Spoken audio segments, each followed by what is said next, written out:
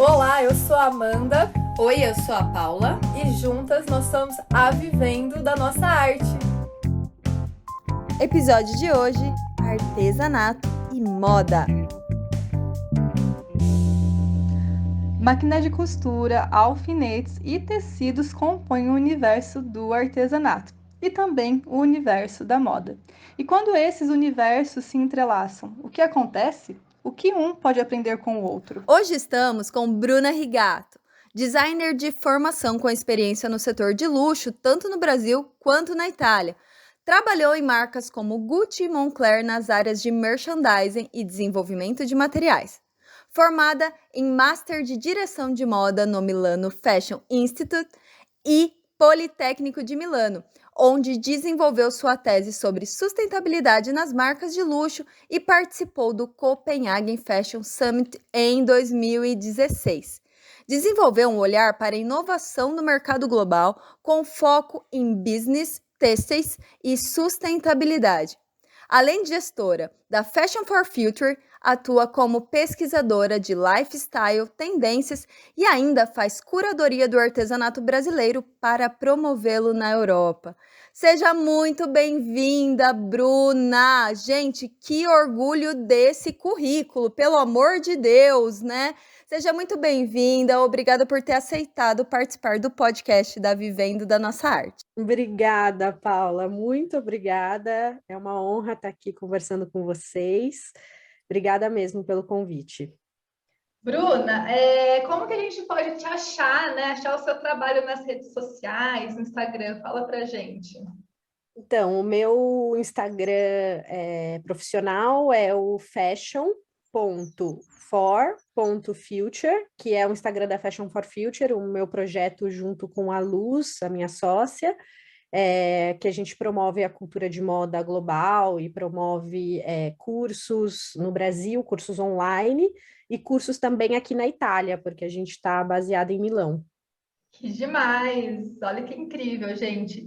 E a gente já começa, né, esse episódio perguntando para você, porque quando a gente fala em moda em geral, a gente já pensa naquela produção fast, né? Produção fast, para quem não sabe, aquela produção rápida. E quem trabalha com moda sabe, né? É tipo tendência, já começa a falar de tendência 2050 e a gente está em 2020. Estou exagerando, mas é mais ou menos assim. Mas a gente pensa nessa produção fast, e quando a gente pensa no artesanato, a gente já pensa numa produção slow, que é aquela produção lenta, o passo a passo. Como pode ser feito esse encontro, né, da moda e do artesanato, Bruna? Então, é exatamente o que você disse, né? A indústria da moda, ela tem uma lógica oposta ao artesanato. Então, na moda, tudo é baseado em altas quantidades, em padronização dos produtos, em velocidade. Mas o artesanato tem essa lógica oposta. Por isso, eu acho que tem que ter uma revisão de valores para ocorrer esse encontro. Então, quantidade versus qualidade, ou então, quanto mais veloz a produção, é mais barato a qualidade, e a qualidade ela pode ser, pode cair muito, né? E mantendo a aparência. Então, tem que ter essa inversão, não pode ser uma lógica baseada em quantidade e preço, tem que ser uma lógica em quantidade e qualidade. Então, quanto menos produtos, melhor a qualidade. Essa é a lógica. E o consumidor ele tem que começar a pensar assim, né? E não comprar 1.000 peças muito mais baratas, que ele vai ter que comprar muito mais. Então, onde eu enxergo o encontro da moda com o artesanato, seguindo essa lógica de menos quantidade, é principalmente no mercado de luxo, tá? Porque é o que eu vejo aqui na Itália, que eu aprendi assim na pele aqui, me encantei aqui com essa lógica, porque são produtos artesanais, o produto artesanal em si, ele tem essa ideia de exclusividade, ele é único. E a questão da qualidade, porque ele é feito à mão, enfim, uma técnica, né, excelente, e ele tem um lado atemporal, porque a gente no artesanato não segue essas 1.000 tendências que você disse, né? além do lado emocional. Então, todas essas vantagens do artesanato que encantam a gente, o produto, são valores que eu enxergo na moda de luxo aqui na Itália, que as pessoas valorizam. Então, eu acho que o encontro está aí, está na valorização da moda de uma outra maneira, e não numa moda de alta quantidade, barata e de má qualidade. Exatamente o inverso. E aí eu acho que o artesanato entra aliado à moda de uma maneira incrível. Nossa, é muito isso, e está alinhado muito com o que nós acreditamos. O artesanato, a gente sempre fala, artesanato, gente, é artigo de luxo, não tem como. Porque o consumidor, ele tem uma visão do artesanato, ainda, né, mas está mudando, de que tem que ser obrigatoriamente mais barato. Ou seja, é uma mentalidade que atrela ao custo-benefício. Comprar da artesã é custo-benefício. Por quê?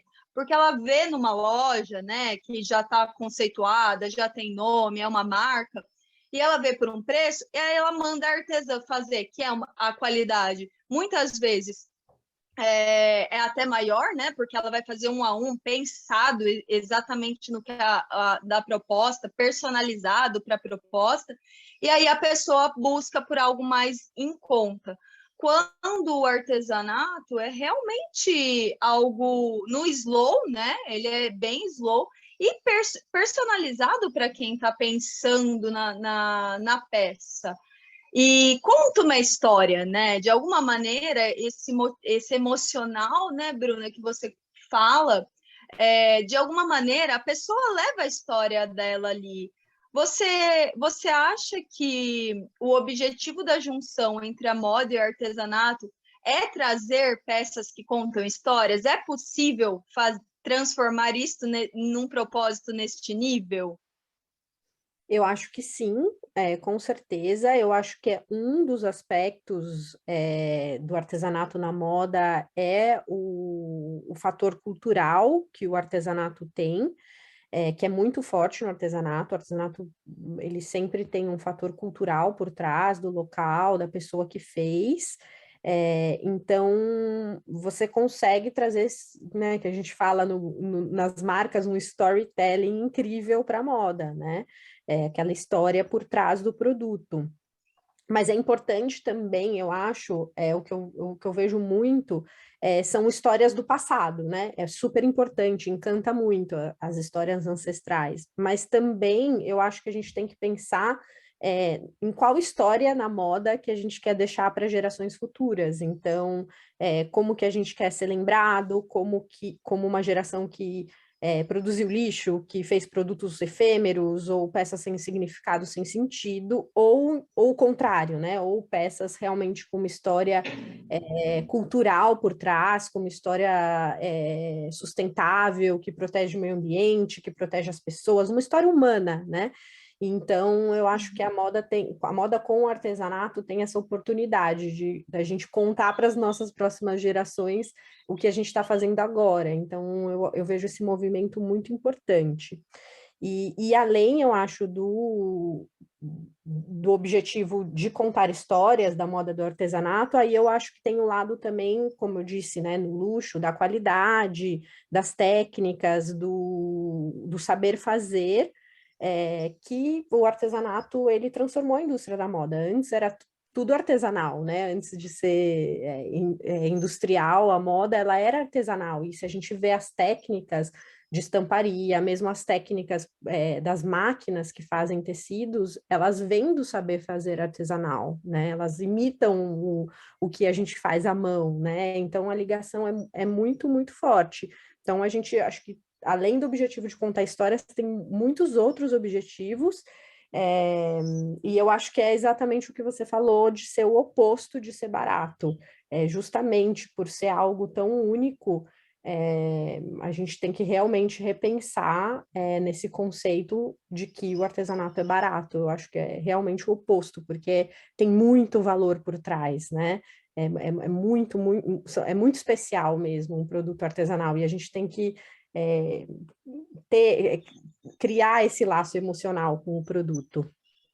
Nossa, total, total. E a gente Quando a gente vê uma peça, né, artesanal, principalmente uma roupa, e a gente pode ver, assim, roupa artesanal aqui no Brasil, crochê, cara, quantas pessoas estão usando, né, o crochê, o tricô também, como uma forma de usar o artesanal. E, assim, não é só no Brasil, né? Sei lá, o Harry Styles estava com uma roupa maravilhosa que até virou uma mega tendência aí, tendência não, mas, assim, uma febre no YouTube, as pessoas procurando o casaco dele, né?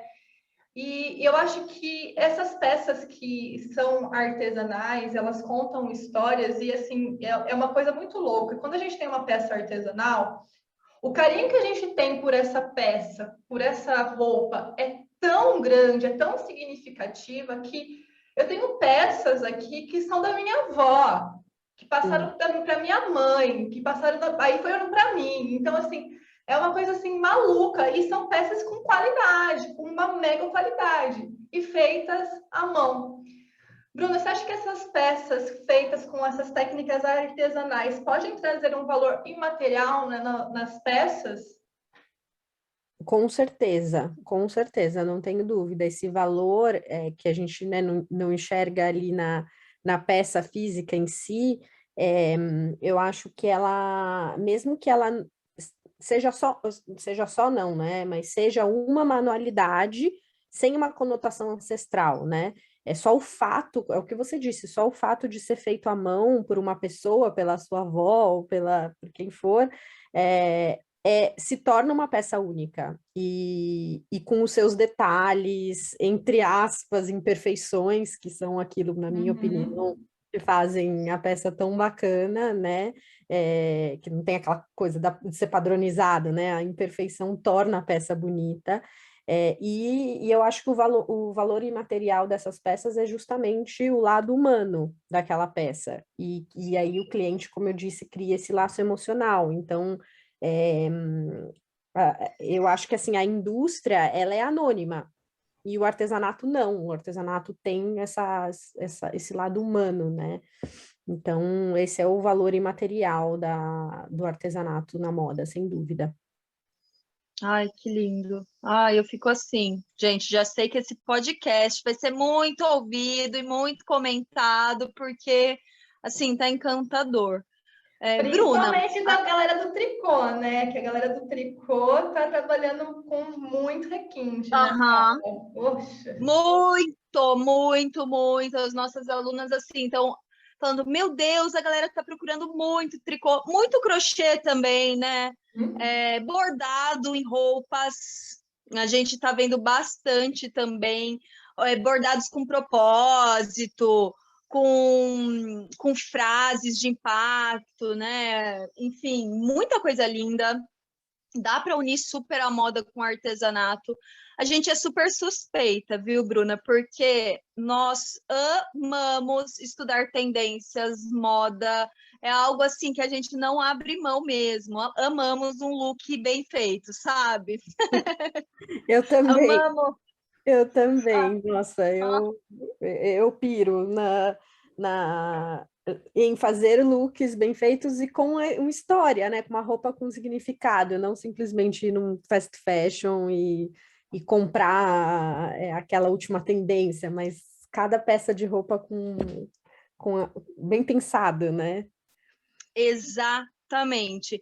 No podcast, no próximo podcast, por exemplo, nós vamos receber a Psicotrópica, que é uma marca de roupa que as estampas são feitas pelos usuários da saúde mental do Brasil. Então, eles pintam em tela e elas fazem na estampa de todas as peças. E é slow fashion. Para você ter uma peça, você tem que encomendar 20 dias, tem a pronta entrega, mas se você quer aquela estampa naquela peça, tem que encomendar e tudo mais, e que conta a história do artista, além de passar um grande faturamento de cada peça para o artista. Então, trabalha a autoestima dele, eles se sentem recolocados na sociedade, ou seja, né, algo que traga um propósito, conta uma história. Não tem como a gente não se apaixonar, né? Não tem jeito. E, Bruna, conta uma coisa pra gente. Tem um bafafá, tem uma polêmica que sempre ronda aí a moda, que não tinha como não trazer.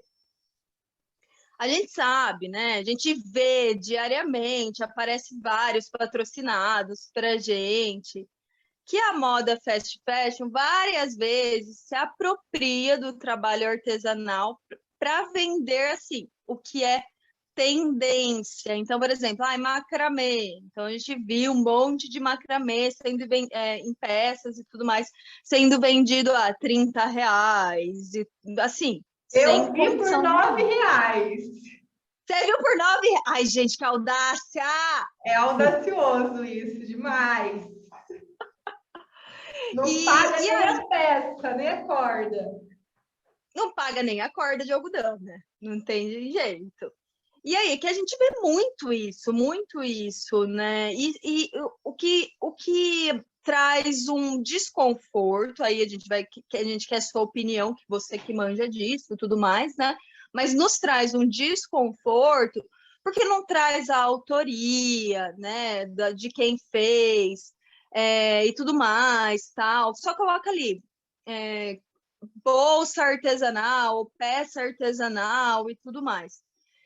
Você, na sua experiência, quais são as ferramentas que a indústria da moda utiliza para contrapor essa lógica de desvalorização da peça artesanal e da figura, né, artesã, que está por trás? Porque geralmente a gente sabe que são mulheres que estão por trás daquela confecção. São muitas, né? São muitas. É que nosso público é feminino, então a gente tem este dado. Então, você acha que tem relação com a desvalorização do trabalho feminino, né? Já que o trabalho artesanal é predominantemente feminino, tem ações que você conhece que está contrapondo essa lógica e que a gente pode ter orgulho? Olha, é um assunto bem delicado e bem complicado. É uma das coisas que me fazem também ficar tristes ver, ainda mais, acho que nesse último ano, assim, de pandemia, eu vejo aqui na Europa essa tendência da estética artesanal, né? Que aquilo não é artesanal, mas tem uma estética, e as pessoas, né, querem estar na moda, as pessoas não se conscientizam e compram aquilo. Então, realmente, eu fico muito triste mesmo e repensando, até eu como designer de formação, o que pode ser feito ou o que já é feito para que isso não aconteça. Porque eu acho que a primeira coisa, a base de tudo, a primeira ferramenta que precisa ser feita, em alguns lugares já tem sido feita, mas em muitos não, é a questão da conscientização do profissional de moda. Então, primeiro, o profissional de moda ele precisa se conscientizar que essa inspiração no artesanato ele fere a comunidade artesã, porque muitos designers, a gente na faculdade, a gente não aprende isso. Então, está tendo um movimento dos designers se conscientizarem, né, que é aquele designer que está naquela empresa de moda, porém, as empresas grandes, elas, a maneira que elas operam leva a essa prática, né? Então, as iniciativas que eu vejo são muito mais em empresas menores, empresas pequenas, locais, que fazem trabalhos na moda. Então, a Caterina Mina, que é um projeto, não sei se vocês, uma marca, não sei se vocês conhecem, eles até desfilaram esse sábado em Milão, onde elas trabalham com tricô, crochê, renda, com artesãs, e eles colocam, eu já comprei peça deles, e eles colocam um QR Code, aonde você entra e vê qual foi a artesã que fez, quantas horas levou para fazer. São produtos que não são uma fortuna, mas com certeza são mais caros do que um produto numa fast fashion, mas que é natural, é impossível, o que vocês falaram, não paga nem a linha. Mas eu prefiro ter um produto da Caterina Mina, já fazendo, juro que não sou patrocinada por elas, mas é que eu realmente amo o produto deles. Eu prefiro ter um produto deles do que outras 3 bolsas, entendeu? Tipo, essa conscientização que precisa existir do consumidor, que é muito difícil, mas para isso eu acho que precisa começar, a gente culpa muito o consumidor, precisa começar muito dos designers, né, de fazer essas parcerias. Então, aqui na Itália, existe uma parceria muito forte da Marni, que é uma marca super bacana, jovem aqui, assim, uma marca bem conceituada italiana, que eles fazem um trabalho muito legal com artesãos na Colômbia. Então, eles fazem, usam as técnicas e também colocam quem é o artesão, enfim, remuneram bem. Enfim, existe já essas parcerias que, que valorizam o artesanato na moda, mas eu ainda acho que são poucas, eu ainda acho que precisa muito mais de conscientização. Por exemplo, não só a questão das técnicas ou de fazer uma coleção com um artesão. O que eu vivi aqui em empresas de moda, tanto aqui na Europa quanto no Brasil, é que, assim, para criar uma coleção de moda, existe a inspiração, né? Então, aí, muitas vezes, a empresa, ela paga uma viagem para a equipe de criação, e a equipe de criação vai para uma, né, antes, pré-pandemia isso, vai para uma cidade X, exótica, né, sei lá, vai para o Marrocos. E aí, lá, eles vão fazer pesquisa para se inspirar na próxima coleção. E aí, eles vão no mercado, onde vende coisas artesanais, lindas, incríveis, e eles compram vários objetos, várias coisas, voltam para o escritório e depois se inspiram naquilo e copiam muitas vezes, né? Então tem várias polêmicas, tem a polêmica da Prada, que fez umas sandálias de couro que são muito parecidas com umas sandálias que vendem no Nordeste do Brasil e também no Marrocos. Uhum. E essa acho que é a polêmica mais clássica. E isso é a apropriação cultural, só que os designers não têm essa noção. Hoje em dia, eu comecei como designer de estampas, eu trabalhei 5 anos como designer de estampas. E foi logo depois da faculdade, eu pegava livros de artesanato, de técnicas, e copiava aqueles desenhos, mas para mim aquilo era uma inspiração. Parecia, tipo, na minha cabeça, ou seja, eu me conscientizei muito também e percebi que aquilo era errado. Então, tem que existir essa educação, né? Tem que começar da faculdade, fazer cursos, ler, para os designers entenderem. E aí, dentro da empresa, isso ser mudado. E aí, quando chega para o cliente não tem que escolher, eu não vou comprar na Zara e não vou... não, eu vou comprar isso porque existe esse tipo de produto. E muitas vezes o cliente nem encontra. Então, ele compra simplesmente, né, algo que fere. E, com certeza, tem a ver com a desvalorização do trabalho feminino, mas isso toda a cadeia da moda, né? Não só no trabalho artesanal, mas isso é um grande problema da indústria da moda em geral, porque quem trabalha nas fábricas, nas confecções, também são mulheres. Então, existe uma desvalorização em geral do trabalho feminino, porque é quem faz as manualidades, né? A maneira como a indústria vê, talvez como um trabalho menos valorizado, e isso não é verdade. Isso eu acho que quando existe essas colaborações entre as marcas e um grupo artesão, tem que existir a colaboração. E é de igual para igual, então o trabalho do artesão não é menos importante do que o trabalho do designer, só porque ele tem uma formação formal, uma formação acadêmica. Essa mentalidade tem que acabar, porque o trabalho dele é tão importante, é no mesmo nível que o trabalho do designer. Então, eu acho que isso é uma prática que tem que mudar e que a gente vê essas iniciativas, algumas que eu falei aqui, muitas outras, e eu acho que uma outra iniciativa que eu vejo que valoriza, que ajuda a valorizar o trabalho artesanal na moda, é esse movimento de compras de produtos locais. Porque quando você compra um produto que foi feito ali na sua cidade, no seu estado, você consegue entender muito mais essa relação da marca com o artesão, com a sua própria cultura. Então, é muito mais fácil você rastrear, você saber que aquilo, né, é uma marca pequena da sua cidade. Então, esse movimento de comprar, de quilômetro zero, aqui na Itália é uma das coisas que as pessoas mais falam em todos os âmbitos, todas as indústrias de alimentos, de moda, de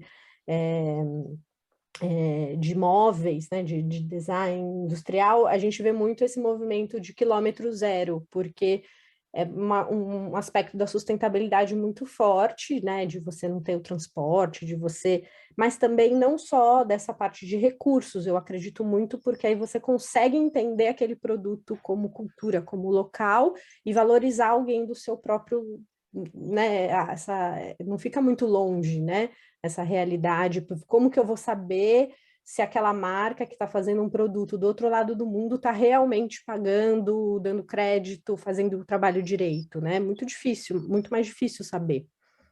Os alicerces da Vivendo da Nossa Arte é trazer esse protagonismo também da artesã, porque a gente fala muito da peça artesanal, mas pouco se fala também da figura da artesã, né? E a gente fala porque o trabalho artesanal, ele não é um trabalho só feito à mão. Tem um livro que chama, não sei se você já leu, Bruna, é o Artífice, em português. E ele fala exatamente sobre isso, que o foco da manualidade não é só na mão, né? É o foco mão mais cabeça, que é uma habilidade construída. E não é uma habilidade mecânica. Então, uma das coisas que nós trabalhamos na Vivendo da Nossa Arte, principalmente com as nossas alunas, é o protagonismo da artesã, porque afinal, sem a mão dela, sem o trabalho que não é mecânico, porque se vira mecânico, a gente pode até me comparar assim com a alienação de uma indústria.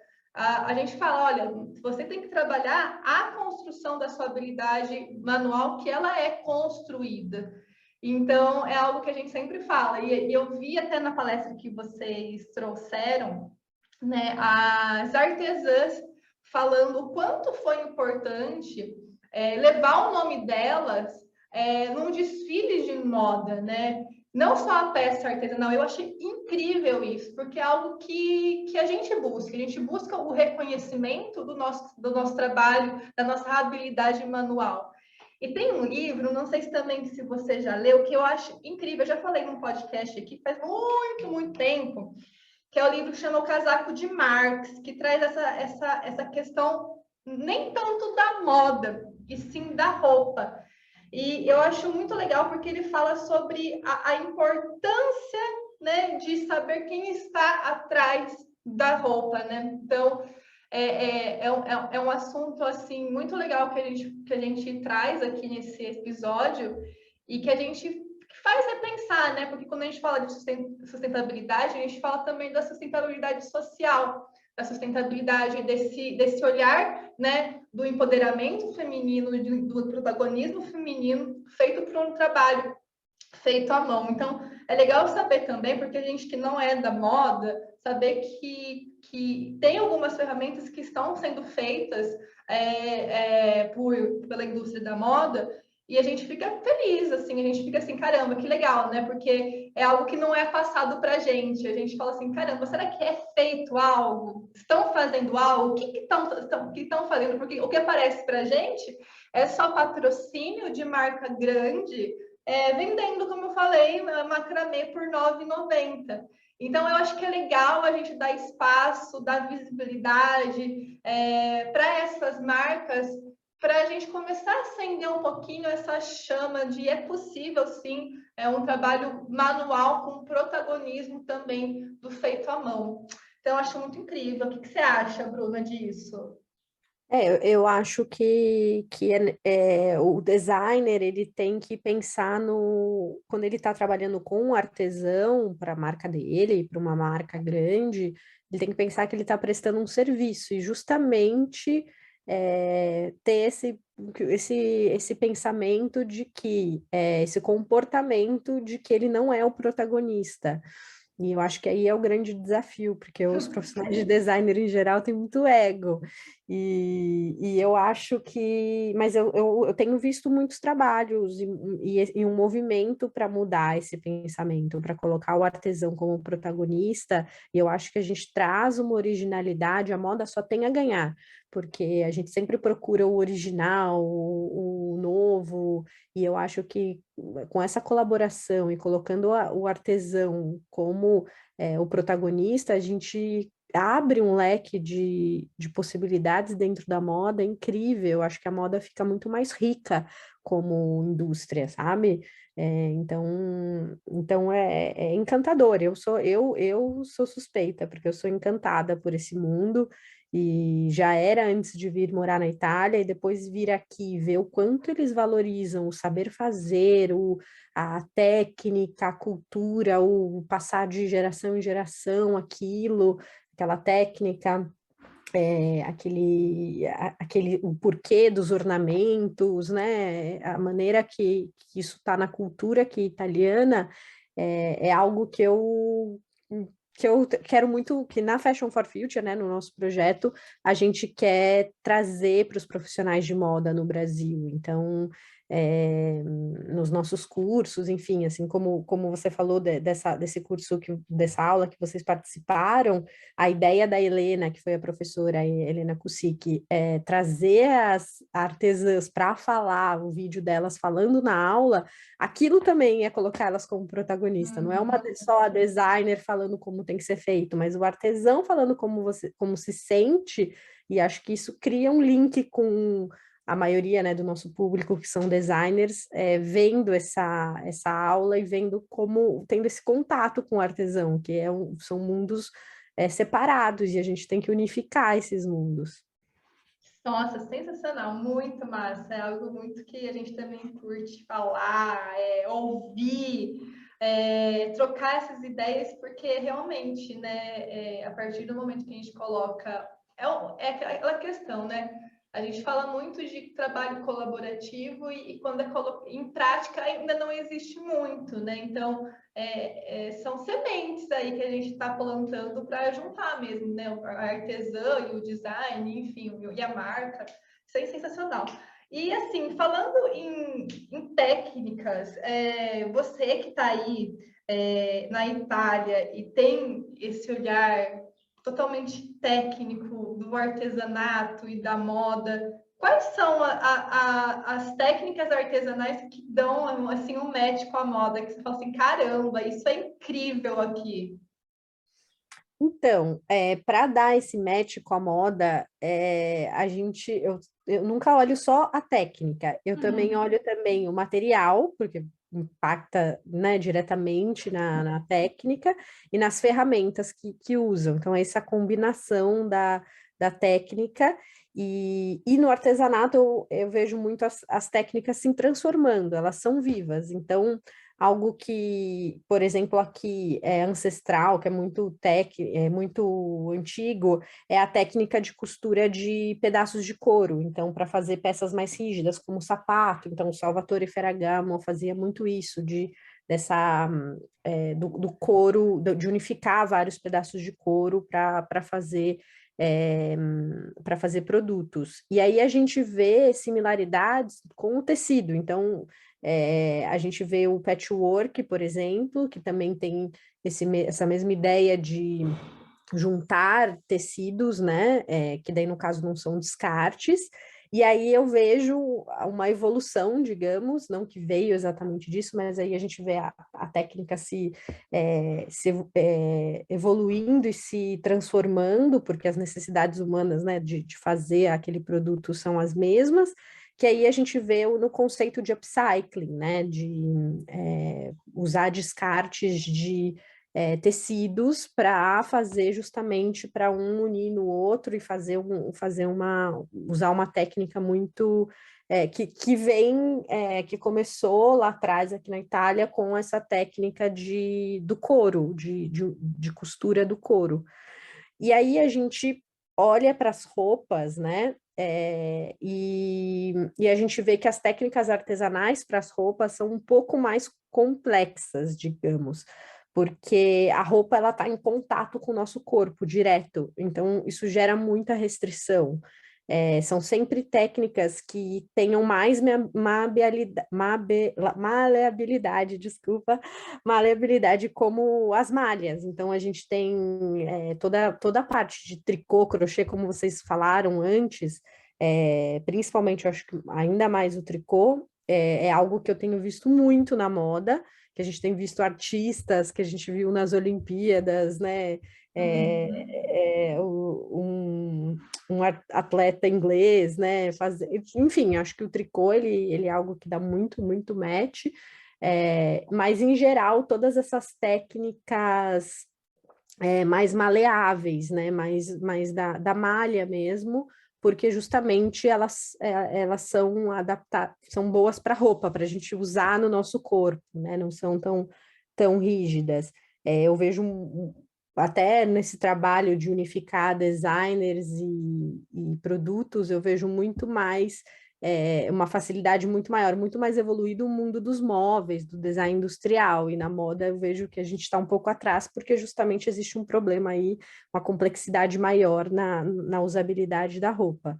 E aí a gente tem técnicas que eu tenho visto muito de cestaria e de marchetaria, que eu acho que, daí, óbvio, são produtos muito mais rígidos, mas são ótimos para acessórios, são lindos, ficam incríveis nos acessórios. Então, basicamente é isso, assim, que eu tenho visto. Nossa, eu nunca tinha pensado nisso, nessa questão da necessidade de pensar também daquele material, da técnica também na pele, né? No impacto que isso pode ocorrer. Nunca tinha pensado sobre isso. Eu, por exemplo, eu sou alérgica à lã mais sintética. Então, realmente, é algo que, se eu for encomendar ou comprar de alguma marca, eu preciso realmente pensar em que material foi feito e tudo mais. É nesse sentido que você está querendo dizer ou vai mais além? Eu acho que vai nesse sentido, sem dúvida, mas também é num sentido funcional. Então, por exemplo, você vai fazer uma gola de renda, ou uma manga de renda, você precisa pensar em a pessoa vai se movimentar, a pessoa vai levantar o braço, a pessoa, enfim, vai fazer atividades com aquilo. A gente, né, a roupa, o nosso corpo, a gente se movimenta. Então, é muito diferente de você vai fazer uma blusinha, uma manga de renda, e você fazer um jogo americano de renda, né? A complexidade é diferente, porque justamente tem a questão da modelagem, do conforto, da ergonomia do produto, né?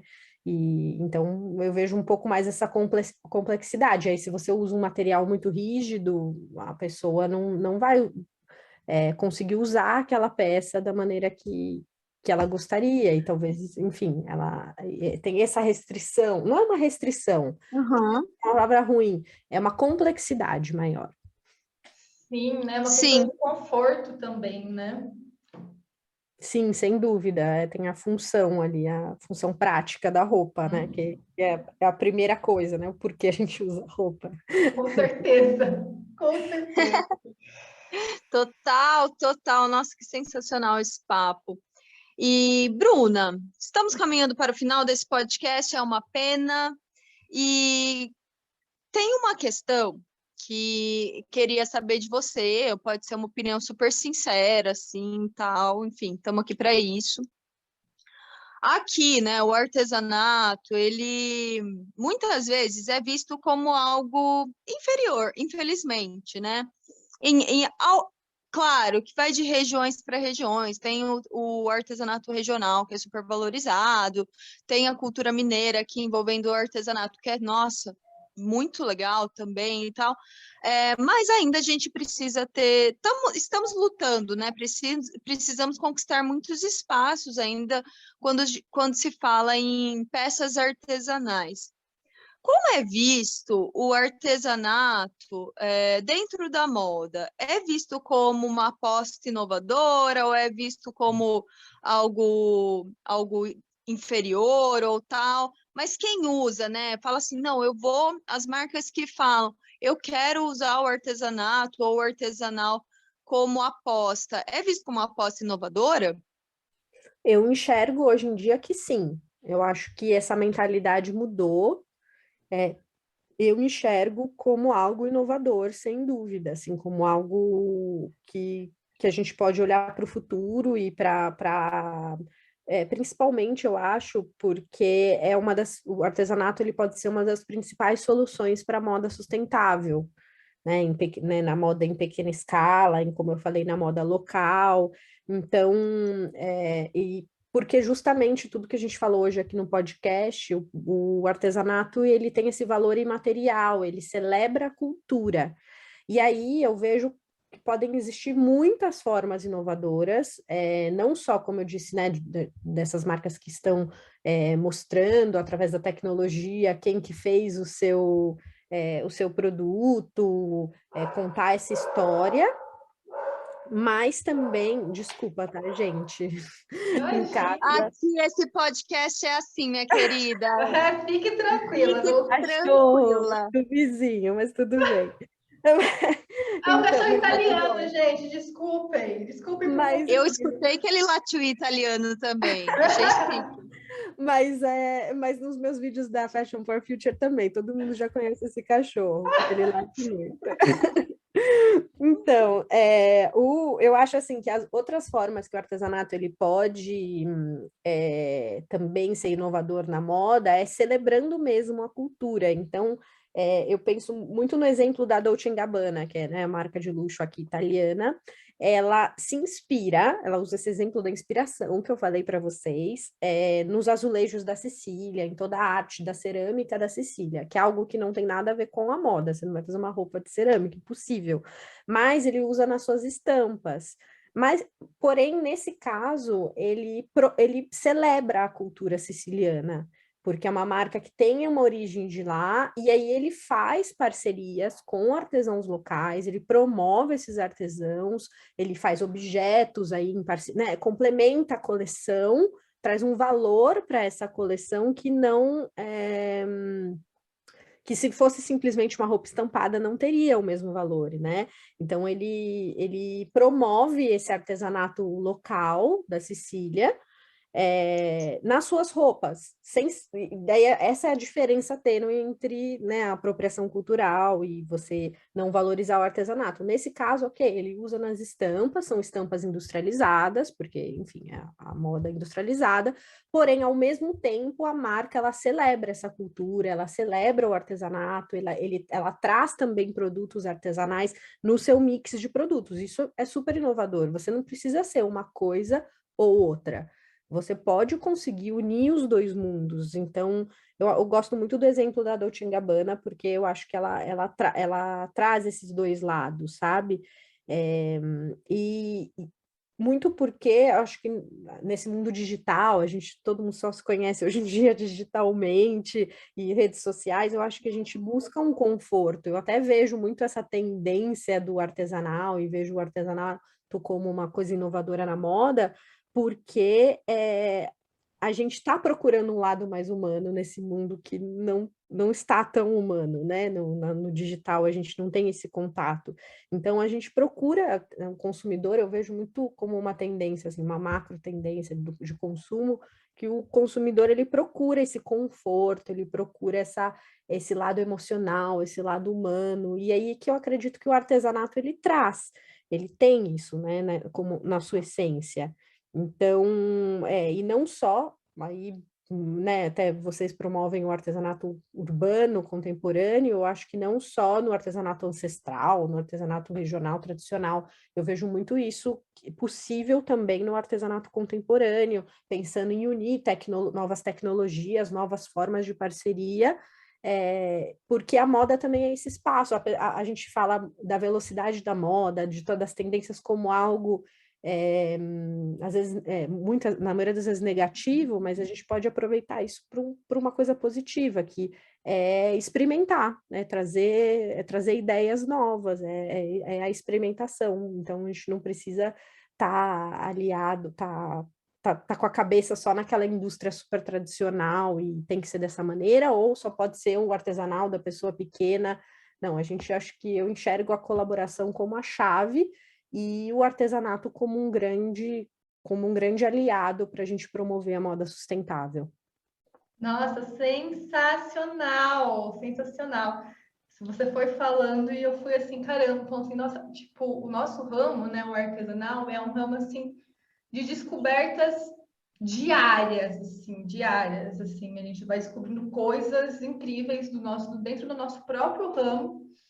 E você falando, eu fui pensando, caramba, né? A gente pode dar esse match entre artesanato e moda, e pode nascer coisas novas, novas possibilidades, e é isso que a gente sempre busca. E quando você fala, né, o artesanato celebra a cultura, é uma coisa que eu sempre acreditei, assim, tanto tendo do tradicional até no urbano, e a gente mesmo, assim, teve uma experiência muito maluca, porque a gente morava em São Paulo, a gente trabalha com bonecas de pano, né, e a gente voltou de São Paulo para o interior, e rolou essa questão do nosso trabalho autoral também dar junto com isso, né, de trazer o porquê também, de alguma forma, que a gente está mudou para o interior, né? Então, é também uma forma de celebrar, né, a nossa cultura. Então, a gente fez uma mudança totalmente, assim, maluca nas nossas bonecas, visando de trazer um olhar mais para o interior. E quando a gente diz interior, não é interior de São Paulo, só interior, e as nossas bonecas é do nosso interior para o seu interior. E é isso. E quando a gente começou a fazer esse processo autoral das bonecas, a gente falou assim, caramba, a gente precisa de alguma forma resgatar essa nossa tradição, essa nossa cultura. Então, é algo que dá para fazer. Por que eu estou falando isso? Porque às vezes, né, no nosso ramo artesanal, principalmente quem está ouvindo, geralmente é a galera do artesanato urbano.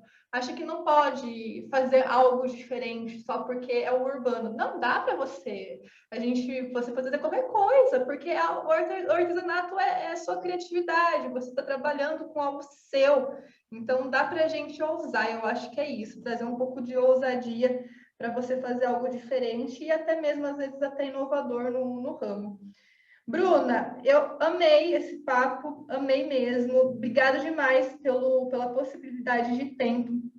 Eu queria muito que você falasse, se você pudesse, sobre o curso que vai rolar em novembro, que é exatamente sobre esse tema, moda e artesanato. Você pode falar?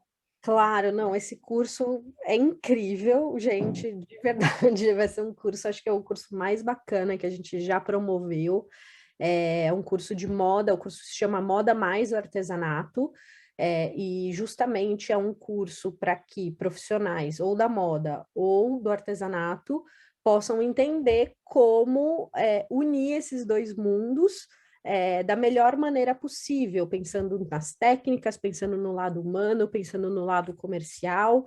Então, a gente tem um time de professoras incrível, cada uma especializada numa área. E no final a gente vai ter um debate com a Adélia Borges, que é uma dos nomes mais importantes do design do artesanato brasileiro. Tem até um livro dela, Design e Artesanato, incrível. O curso vai acontecer todo mês de novembro, online, de terças e quintas, então cada dia é uma professora, uma aula diferente. E essas aulas ficam gravadas, então se a pessoa, enfim, não puder participar, ela consegue assistir na nossa plataforma. E é um curso onde a gente justamente quer trazer essa nova mentalidade que a gente falou hoje aqui no podcast, que a gente quer promover as possibilidades da moda e do artesanato, promover uma moda mais sustentável e promover um artesanato muito mais valorizado, com o valor devido, né? Com o valor que ele merece dentro do mercado, dentro do Brasil, né? Então, eu convido vocês a participar, as inscrições estão abertas, é só entrar no site da Fashion for Future, www.fashion-for-future.it, que é Itália, barra artesanato, ou só direto no nosso site vocês encontram tudo sobre o curso. A gente ainda tem, enfim, não sei quando a pessoa vai escutar esse podcast, mas a gente tem vagas promocionais. que são as 5 primeiras matrículas, e depois é o preço cheio, mas vale muito a pena investir na formação, porque vai ser um curso que com certeza vai adicionar na formação profissional das pessoas da área. Nossa, Bruna, é algo que a gente sempre fala aqui nesse podcast, você não tem noção. Quanto é importante a gente se capacitar, a gente buscar referências não só dentro do artesanato, também como fora. Tenho certeza que esse curso vai ser transformador. Manas que estão ouvindo, entrem no site. Eu fiquei numa dúvida que pode ser uma objeção para quem tem interesse, Bruna. Quem está no Brasil consegue entender ou vai ter tradução em português, ou é para o pessoal do Brasil É para o mesmo? Brasil, o curso é todo em português. Talvez a gente tenha uma Maravilha. palestra de uma italiana, mas sempre vai ter a mediação em português. A língua não é absolutamente um problema. Todo o nosso conteúdo é em português, apesar da gente estar na Itália. Então, maravilhoso. Eu contei para uma prima minha que faz moda em São Paulo que ia ter um podcast com você. Aí ela falou: gente, essa mulher é maravilhosa, faço tudo quanto é curso da Fashion for Future. Ela faz todos os cursos de vocês, eu não Qual é o sabia. nome da sua prima? Lara Goldoni. Ela ama o conteúdo de vocês. Acabou de me falar aqui. Ai, que incrível! Um beijo, então, para Lara. Espero Ai, ela vai amar. Ela vai amar mesmo. Então, assim, manas que estão escutando, vamos quebrar a caixinha, vamos sair da bolha, que às vezes o artesanato, Bruno, ele é uma bolha. A gente fica só buscando coisas no artesanato, quando a gente pode ter inspirações no design, na moda, na cultura, em tudo, né? Nas tendências, no estudo, né, da história. Então, vamos lá. Mana, Bruna, você pode contar um pouquinho sobre quais os tópicos, meio por cima, para gerar mais essa curiosidade para elas estarem buscando o curso? Claro, claro, sim. Então, vamos lá. O curso, ele é formado por por 6, na verdade, módulos. Então, a gente primeiro fala sobre o artesanato e a indústria, então, exatamente essa transição das técnicas artesanais para a indústria, e quais são as principais diferenças entre a indústria da moda convencional e uma lógica de produção artesanal. Esse módulo é com a Luz, minha sócia. Depois a gente vai falar sobre moda, artesanato e antropologia, que é toda a relação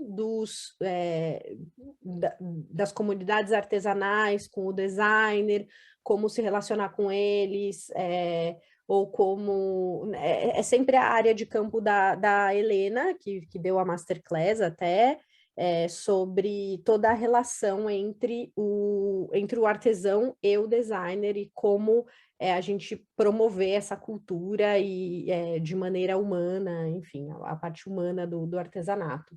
Depois a gente vai ter um módulo com a Regina Ferreira, que é uma advogada especializada em direito da moda, onde ela vai falar sobre o artesanato e a apropriação cultural. Então, como o artesão se protege, como o designer se protege, como um respeita a parte do outro. Aí depois a gente tem o 4º módulo, que é comigo, que é sobre o patrimônio cultural e o valor do artesanato, que eu me baseio muito no valor do Made in Italy para contar isso, né? O Fashion Heritage, que é o patrimônio da moda. Depois a gente vai ter uma aula com a Luma, que ela fala sobre, ela é designer de moda e ela justamente fez todo um trabalho, fez uma coleção com artesãos do Brasil inteiro, ela combinou diversos artesãos e fez uma coleção incrível, ela se formou agora na Central St. Martins, em Londres. E aí a gente tem um último módulo com a Winnie Bastian, que foi editora da Casa Vogue, tem o blog Design do Bom, que é um super nome na área de design. Como o design industrial está muito mais evoluído, ela faz toda essa relação com a moda e como a gente pode pegar os exemplos do design e trazer para a moda em termos do artesanato. E aí um último debate final, que vai ser com a Adélia Borges, aonde tudo que todo mundo aprendeu, a gente vai tirar todas as dúvidas com a Adélia, enfim, esse debate final acho que vai ser incrível, vai ser muito rico para entender, assimilar todos esses conceitos do curso. Gente, Babadeira sensacional. esse curso. Eu não tô me. Nossa. Maravilhosa, mega oportunidade, mano, sensacional. Fechamos esse episódio, gente. Fechamos com chave de ouro. Muito obrigada, viu, Bruna? E com certeza, tenho certeza que várias artesãs vão entrar em contato, vão começar a seguir vocês, porque é uma utilidade pública trazer também o artesanato com a moda, gente. Puta que pariu, um match perfeito. Obrigada, menina. Perfeito. Ai, Bruna, você não repara que aqui a gente fala palavrão, a gente é tudo assim, viu? Ótimo, assim que é bom. Contraído, a gente se sente em casa. Você que tá na Itália, né? Aquela mãozinha com palavrão, né? Eles falam muito aqui. Muito bom, meninas. Muito obrigada pelo espaço, de coração. Foi um prazer mesmo, é um prazer trocar com vocês e espero que vocês também possam fazer coisas com a Fashion for Future, seria incrível. Com certeza. Se você gostou desse episódio do podcast, marca Vivendo da Nossa Arte nas redes sociais, nos stories, compartilha com outras manas artesãs e vamos sempre juntas.